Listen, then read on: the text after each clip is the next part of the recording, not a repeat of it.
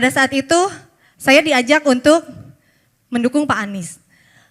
Kenapa? Alasannya tadi saya niat khidmat kepada guru dan saya menyerahkan semua aset yang berhubungan dengan ibu saya, anak saya, adik saya itu disumbangkan 100 mobil untuk tim pemenangan Anies kepada Laskar Santri, amin, di seluruh Jawa Barat. Kan apakah karena saya mendukung Bapak saya jadi terjerat hukum begitu? Padahal nama saya Eka Anugrah, saya dari Sumedang, profesi saya bidan. Kemudian saya pernah menjadi Ketua Umum HIPMI Kabupaten Sumedang. Dan 1 tahun yang lalu sebelum zamannya booming pendaftaran calon presiden, guru saya Abah Aos memaklumatkan kepada seluruh muridnya untuk memilih Pak Anies. Dan waktu itu saya tidak bertanya kenapa. Karena waktu itu Pak Anies masih sebagai Gubernur DKI Jakarta. Kemudian Pak Anies pernah berkunjung ke Sumedang mengadakan kontrak kerjasama untuk beras waktu itu dari Sumedang dengan DKI Jakarta. Tetapi saya waktu itu masih ngefans sama Pak Ganjar, entah kenapa, mungkin karena ke Pak Ganjar karena waktu itu di media sosial yang sering saya lihat itu konten-konten Pak Ganjar isinya cukup menarik. Ya. Menurut kamu lebih keren Bambang Pacul apa Ganjar? Kalau sekarang lebih Oh enggak. Lanjut. Cuma nanya aja, lanjut. Iya. Ayo. Kemudian karena tadi saya tidak tahu kenapa guru ruh saya Abah Aos itu menyuruh memilih harus Pak Anies. Akhirnya saya mencari biografi Pak Anies. Mencari literasi kenapa dan bagaimana kemudian kerja dan lain sebagainya. Pada 6 bulan yang lalu, pada bulan Ramadan, bulan puasa, ibu saya kena gagal ginjal. Ini riwayat hidup kamu ceritain di sini ya? Maksudnya ini kronologis ya. Ibu saya kena gagal ginjal stadium 5 sehingga saya memang melepaskan semua aktivitas. Hanya praktek di rumah saja, kemudian saya juga mantan ASN, saya mengundurkan diri 2021 karena ingin mengurus ibu saya. Dan saya punya anak 3. Anak saya yang pertama Down syndrome, punya keterbatasan istimewa berkebutuhan khusus. Anak yang kedua kelas 4, anak yang ketiga 3 tahun. Dan pada waktu yang bersamaan saya juga kehilangan suami. Akhirnya tetap di rumah dan tidak sama sekali melihat media sosial. Kemudian tiba-tiba saya dipertemukan dengan salah satu tim Laskar Santri dan juga saya tetap mengaji manakib dengan Abah Aos. Pada saat itu saya diajak untuk mendukung Pak Anies. Kenapa? Alasannya tadi saya niat khidmat kepada guru dan saya menyerahkan semua aset yang berhubungan dengan ibu saya, anak saya, adik saya itu disumbangkan 100 mobil untuk tim pemenangan Anies kepada Laskar Santri, amin, di seluruh Jawa Barat.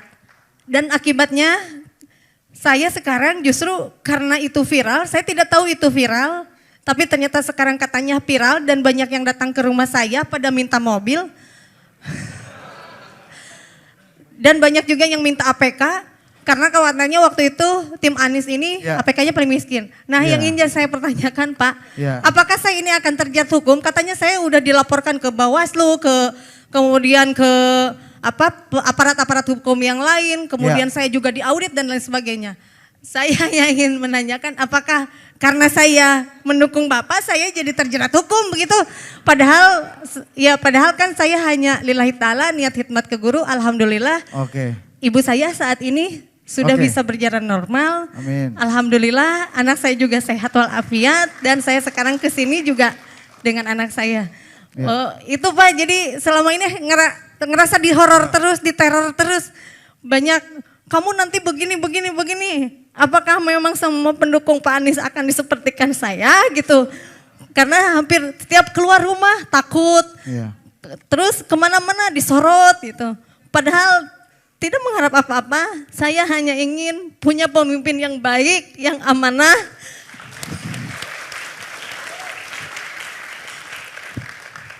Yang juga sudah mendapatkan maklumat dari guru ruh saya bahwa Pak Anies ini ada namanya di dalam Al-Quran.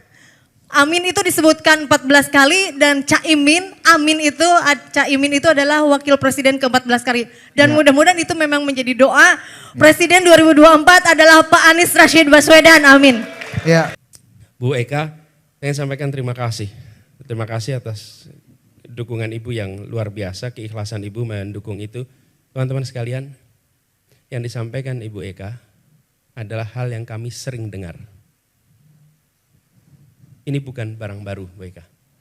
Bahwa ketika melakukan dukungan, ketika hadir di acara kami di berbagai daerah, ketika kami pulang, mereka yang hadir sering mengalami pemeriksaan macam-macam. Ada yang usahanya bahkan ditutup, diperiksa oleh sebuah badan tentang kontennya yang diproduksi. Dan produksinya, tadi pagi saya mendengar, pabriknya ditutup. Kenapa? Kita nggak tahu kenapa sebabnya. Tapi yang jelas peristiwa mereka sudah beroperasi bertahun-tahun, kemudian ikut dalam kegiatan yang melibatkan Anies dan dia ikut mendukung, lalu sesudah itu dia mengalami pemeriksaan lengkap dan sampai akhirnya ditutup pabriknya. Ini true story saya tadi pagi rasakan. Dan setiap kami ke daerah kami menemukan peristiwa persis yang disampaikan Ibu Eka. Itulah sebabnya kenapa kami ingin memperjuangkan kebebasan berpendapat, kebebasan untuk berdemokrasi. Karena negeri ini sesungguhnya adalah negeri merdeka yang kita harus memberikan kesempatan pada siapapun untuk memiliki kesetaraan. Dan itu mulainya dari puncak. Mulai dari puncak. Bapak sekalian, kami melihat bahwa demokrasi itu memberikan ruang kepada perbedaan pilihan. Dan ketika ada perbedaan pilihan, negara harus mengambil sikap netral atas perbedaan pilihan itu. Kalau negara tidak mengambil sikap netral, maka kita bukan lagi demokrasi. Jadi perjuangan kami sekarang itu malah menjadi makin yakin bahwa kita berjuang untuk mengembalikan agar demokrasi yang sesungguhnya bisa hidup di negeri ini. Bukan demokrasi yang semu seperti ini. Jadi Bu, apa yang Ibu kerjakan, apa yang Ibu alami itu dialami semua. Ibu, kita berjuang sama-sama di sini dan menurut saya seluruh rakyat Indonesia seharusnya memilih kebebasan. Mau pilih nomor 1 boleh, mau pilih nomor 2 boleh, mau pilih nomor 3 boleh. Dan negara tidak boleh memberikan sanksi, tidak boleh bersikap tidak netral atas itu semua. Dan mudah-mudahan Ibu di Sumedang dengan Ibu bicara di sini, mudah-mudahan tekanan-tekanan pada Ibu itu malah justru berkurang, tidak bertambah. Kalau bertambah laporkan, kita akan ceritakan kepada rakyat Indonesia semua. Bahwa ada orang yang menjalankan haknya lalu kemudian diproses. Ya, betul. Ya, fine. Oh iya. Bukan hasil usaha yang. Jadi apa yang saya serahkan itu adalah penunaian kewajiban zakat dari keluarga saya. Oh iya. Ya, oke, makasih.